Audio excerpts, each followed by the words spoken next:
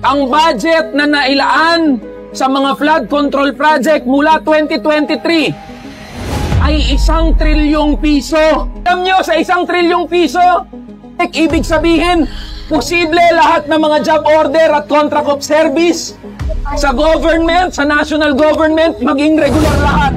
Posible pala na maitaas yung benepisyo ng mga kasama nating pulis. Posible pala na yung mga kasama nating magsasaka dito, hindi na manikluhod at magmakaawa para sa mga support services. Posible pala na bawat maralita ay magkaroon ng sariling tahanan, ng sariling bahay. Mga healthcare workers natin, posible pala na maibigay na lahat ng health emergency allowance nila. Posible pala yun na maibigay yung hazard pay.